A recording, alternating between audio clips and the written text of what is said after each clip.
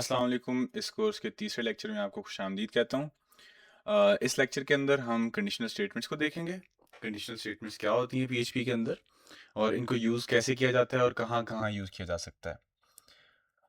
इस लेक्चर के अंदर आप देखेंगे कि कैसे आप if statement, if else statement और एल्स इफ स्टेटमेंट्स को लिख सकते हैं और इनकी ज़रूरत क्या पड़ती है पीएचपी के अंदर या फिर किसी भी लैंग्वेज के अंदर, किसी भी प्रोग्रामिंग लैंग्वेज के अंदर। ये जो इफ़ एल्स स्टेटमेंट्स हैं या फिर कोई भी कंडीशनल स्टेटमेंट्स हैं, इनकी क्या ज़रूरत पड़ती है। इसके बाद आप ये सीखेंगे कि कंपैरिजन और लॉजिकल ऑपरेटर्स जो होते हैं उनको कैसे यूज़ करते हैं। हम देखते हैं आगे जाके कि ये क्या होते हैं। इसके अलावा हम ये देखेंगे कि पीएचपी ट्रू वैल्यूज़ और जो फॉल्स वैल्यूज़ हैं उसको कैसे ट्रीट करती है, मतलब कि वो किस तरीके से उनको लेती है, किस तरीके से उनको प्रोसेस करती है पीएचपी। और इसके बाद हमारा एक दो प्रैक्टिस टास्क हम करेंगे और उसके अलावा उसके उनके सोल्यूशंस करेंगे। जल्दी से इनकी जो डेफिनेशंस हैं उनके ऊपर नज़र डाल लेते हैं। सबसे पहले कंडीशनल स्टेटमेंट जो है उसकी ये डेफिनेशन है कि a block of code that runs only when a condition is true. कोई ऐसा ब्लॉक ऑफ कोड का मतलब कि कुछ लाइंस कोड की या फिर कुछ ऐसा कोड का ब्लॉक जो सिर्फ तब रन हो जब कंडीशन ट्रू हो। ठीक है, अगर कंडीशन क्या है, कंडीशन जैसे कि अगर आप कहें अगर बारिश हो रही है आज तो मैं अम्ब्रेला लेके जाऊंगा। इसमें कंडीशन क्या चीज़ है? अगर बारिश हो रही है। अगर तो बारिश हो रही है तो वो हम उसको कंसिडर करेंगे कि ये ट्रू है। जैसे कि इस एग्जाम्पल के अंदर हमारी जो कंडीशन जब ट्रू हो रही थी कि रेन अगर हो रही है तो मैं अम्ब्रेला साथ लेके जाऊंगा। तो ये जो अम्ब्रेला साथ लेके जा रहा हूँ उसको आप यहाँ पर जो ब्लॉक ऑफ कोड है उससे आप उसको कंपेयर कर सकते हैं एग्जाम्पल कॉन्टेक्स्ट वाइज। इसके बाद हम आ जाते हैं बूलियन पे। बूलियन क्या होता है? बूलियन हम बेसिकली कोई भी ट्रू या फॉल्स जो वैल्यू होती है, जो रिजल्ट होता है, उसको हम बूलियन कहते हैं। ये बूलियन वेरिएबल्स भी होते हैं। बूलियन वेरिएबल्स की सिर्फ दो टाइप्स हो सकती हैं, या वो ट्रू हो सकता है या वो फॉल्स हो सकता है। बूलियन का मतलब ये है। अच्छा, इसके बाद ट्रूथ या फॉल्स। ठीक है, वैल्यूज ट्रीटेड एज ट्रू और फॉल्स बाय पीएचपी। अच्छा, जीरो जो होता है वो बाय डिफॉल्ट, अगर आप कहीं पर किसी कंडीशन के अंदर जाके जीरो डाल देते हैं तो वो पीएचपी उसको खुद ब खुद ही फॉल्स कंसिडर करेगी। अगर किसी वेरिएबल की कोई सेट वैल्यू नहीं है तो उसको भी वो फॉल्स ही कंसिडर करेगी। एरेज हमारे पास आती हैं, आगे जाके हम देखेंगे एरेज क्या चीज़ होती हैं। तो एरेज के अंदर भी अगर खाली एरे है तो उसको फॉल्स कंसिडर करता है पीएचपी।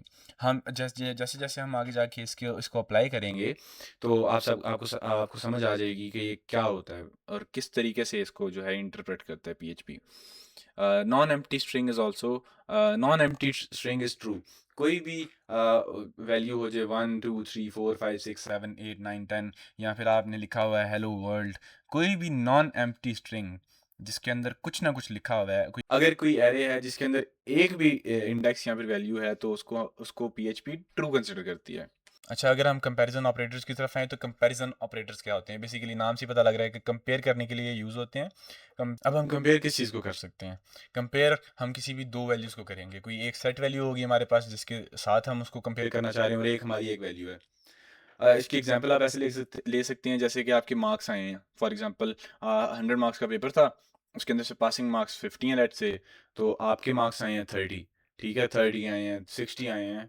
तो आपके जो मार्क्स हैं उसको आप कंपेयर करेंगे पासिंग मार्क्स के साथ, तो आपकी वो कंडीशन एक बन जाती है। ये कंडीशन या तो ट्रू हो सकती है या ये फॉल्स हो सकती है। अगर ट्रू होगी तो आप एक ब्लॉक ऑफ कोड रन कर देंगे कि वो यूज़र को बता दे कि आप पास हो गए हैं।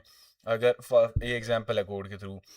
तो अगर ये कंडीशन फॉल्स होती है तो आप फिर भी बता सकते हैं कि ये आपके जो मार्क्स हैं वो इतने नहीं आए। अच्छा, अब हम इन ऑपरेटर्स की तरफ आते हैं।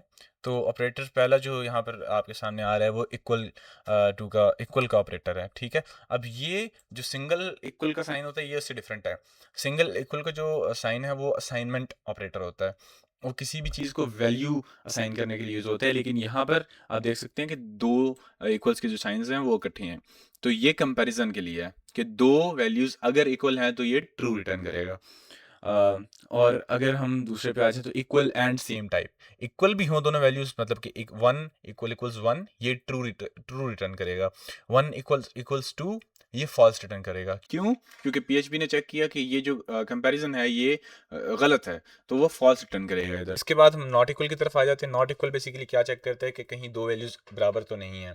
इसकी आप एग्जांपल एक ये ले सकते हैं कि आप कोई पासवर्ड जो है या फिर कोई यूज़र नेम ऐसा है जो कि आप चाह रहे हैं कि ये फलाना यूज़र या फिर सारे यूज़र्स ही इसको ना ले सकें, जैसे कि एडमिन एक यूज़र नेम होता है, फॉर या फिर कोई ऐसा यूज़र नेम आप चाह रहे हैं जो कि आप खुद के लिए रखना चाह रहे हैं as a developer of something, जो आप प्रोडक्ट बना रहे हैं उसमें कि ये वाला यूज़र नेम कोई और ना ले। तो जब यूज़र नेम आ रहा है इनपुट, तो आप उसको चेक कर सकते हैं कहीं ये उस यूज़र नेम के इक्वल तो नहीं है, वहाँ से आप उसको डिसअलाउ कर देंगे। उसके बाद हमारे पास ग्रेटर देन का साइन है, ये तो जैसे आपका बेसिक मैथ्स के अंदर होता है वैसे ही है। इसके बाद आपके पास लेस देन का साइन है, और हमारे पास ग्रेटर और इक्वल, ठीक है। कि इसके अंदर क्या होता है आपके आपकी अगर वैल्यू उस वैल्यू से ग्रेटर है, बड़ी है, या फिर उसके इक्वल है, तो दोनों सूरतों में वो ट्रू रिटर्न करेगा। अब इसके आगे अगर आ जाते हैं यहाँ पर, तो हमारे पास है लेस देन और इक्वल। अगर आपकी वैल्यू जो आपकी लेफ्ट हैंड साइड पे है वो राइट हैंड वाली साइड से छोटी वैल्यू है और या फिर इक्वल है, तो ये ट्रू रिटर्न करेगा। अगर इन दोनों केसेस में से कोई एक केस भी मीट नहीं हो रहा, कोई एक भी कंडीशन मीट नहीं हो रही, तो ये फॉल्स रिटर्न कर देगा। अच्छा, अब हम आते हैं इफ स्टेटमेंट की तरफ, ठीक है। ये बहुत ही सिंपल है, ठीक है, वेरी बेसिक। तो इसके अंदर हम किस लिए इसको यूज़ करते हैं, जब आप कोड सिर्फ तब रन करना चाह रहे हो अगर कोई कंडीशन जो है वो ट्रू है। इसकी हम जो है एग्जांपल की तरफ अब आ जाते हैं। मैं यहाँ पर अपने पास जो है विजुअल स्टूडियो कोड खोल लेता हूँ, आपके पास भी खुला होगा पिछले लेक्चर्स के थ्रू। और यहाँ पर आप देखें कि हम एक प्रोग्राम बना रहे हैं जो कि क्या चेक करता है, चेक वोटिंग एलिजिबल, कि आया कोई यूज़र जो है, कोई जो इस प्रोग्राम को यूज़ कर रहा है वो वोट करने के लिए एलिजिबल है या नहीं है। एलिजिबल से मुराद कि आया वो वोट वोट कर सकता है या फिर नहीं कर सकता है इलेक्शंस के अंदर। जैसे कि आपको पता है पाकिस्तान के अंदर 18 साल जो है वो कम से कम उम्र है वोट करने के लिए। तो इसके हिसाब से हम यहाँ पर देख सकते हैं कि यहाँ पर हमने एक वेरिएबल बनाया है एज का। सबसे पहले तो हम देख सकते हैं ये स्टार्टिंग टैग है और यहाँ पर हमारे पास एंडिंग टैग है इस प्रोग्राम का।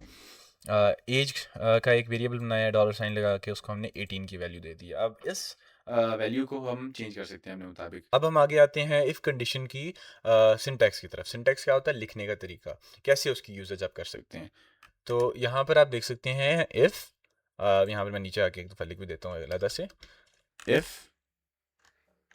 ठीक है, आगे ब्रैकेट्स आपने डालनी है, ठीक है, और यहाँ पर आपकी आएगी कंडीशन, यहाँ पर आएगी आपकी कंडीशन।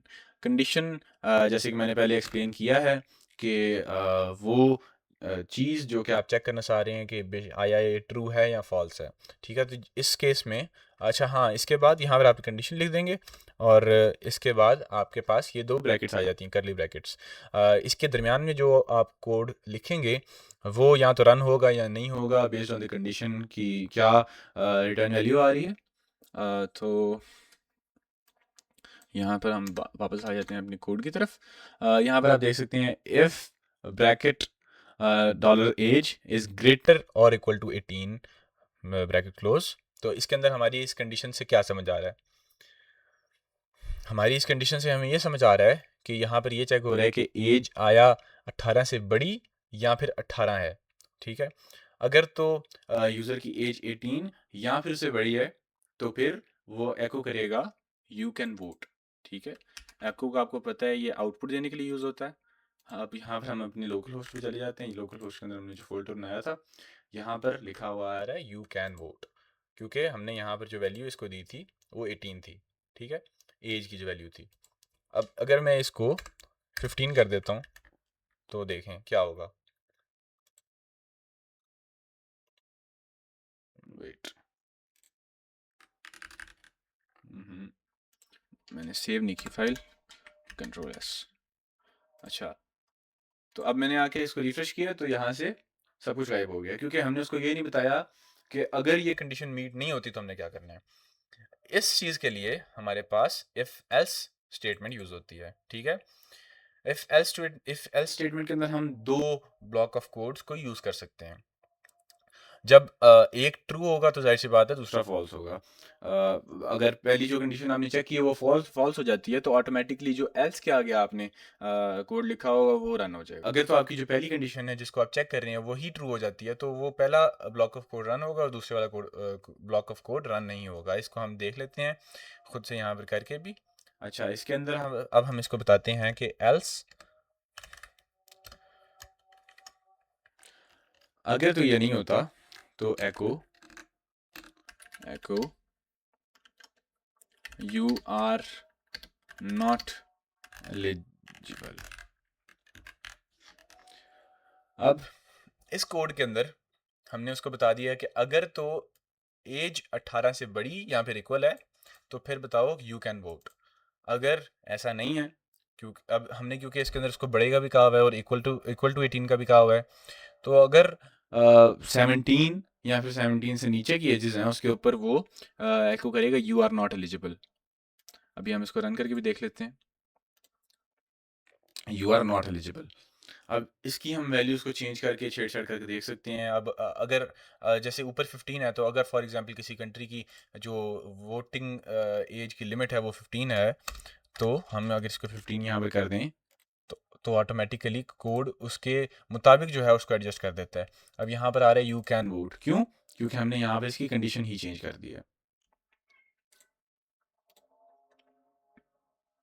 अच्छा, अब हम आते हैं एक बड़े इंटरेस्टिंग कंडीशन की तरफ, जो कि इफ एल्स है। ठीक है, इसके अंदर आप मल्टीपल कंडीशंस को जो है चेक कर सकते हैं, इवेल्युएट कर सकते हैं, और उसके बाद एक डिफ़ॉल्ट उसको वैल्यू भी दे सकते हैं जो कि आप एल्स में देंगे। अच्छा, इसके अंदर एल्स में जितने भी हमने केसेस देखे हैं, इसके अंदर एल्स देना ज़रूरी नहीं है। ठीक है, आप इफ एल्स इफ लगाएं, ठीक है, उसके बाद में आप एल्स ना भी दें तो उसका मसला नहीं होता। अच्छा, इसके बाद हम देख लेते हैं इसके साथ की एक एग्जांपल कि ये कहाँ पर किस तरीके से हम यूज़ कर सकते हैं। इसके लिए हम अपना विजुअल स्टूडियो कोड खोल लेते हैं। वहाँ पर मैंने एक कोड लिखा हुआ है जो कि है एक ग्रेडिंग के लिए प्रोग्राम। ग्रेडिंग क्या मतलब, मार्क्स मिले हुए हैं तो उनको ग्रेड्स देना। ठीक है, तो यहाँ पर एक वेरिएबल बना हुआ है मार्क्स के नाम से और उसकी वैल्यू है 75 कि इतने मार्क्स आए हैं।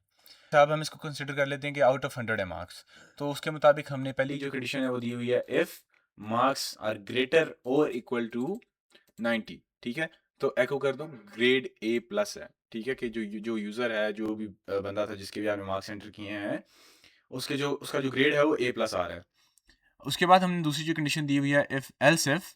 अच्छा, इसके अंदर जो एल्स इफ का आप सिंटैक्स देख लें कि एल्स इफ वेरी सिंपल, बहुत ही सिंपल है। एल्स इफ जो है आप लिखेंगे इफ कंडीशन की तरह ही आगे सारा का सारा कुछ वैसे ही होगा।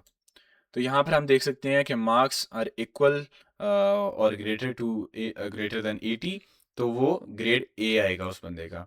उसके बाद else if marks are greater or equal to 70 तो ग्रेड बी हो जाएगा।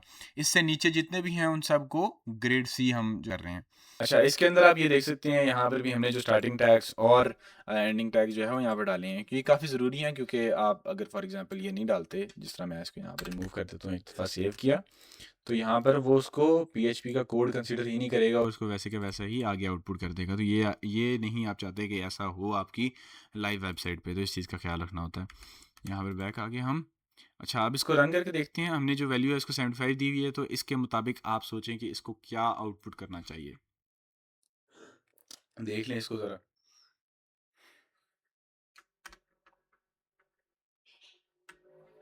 75 इसकी वैल्यू हमने इसको दी हुई है, और यहाँ पर किस रेंज के अंदर ये फॉल कर रहा है, ये 70 और 80 के दरमियान फॉल कर रहा है। तो यहाँ पर इसके अंदर बताया, इसके अंदर 80 से नीचे वाली वैल्यू को ये कंसिडर नहीं करेगा, क्योंकि ग्रेटर और इक्वल का उसको कहा हुआ है।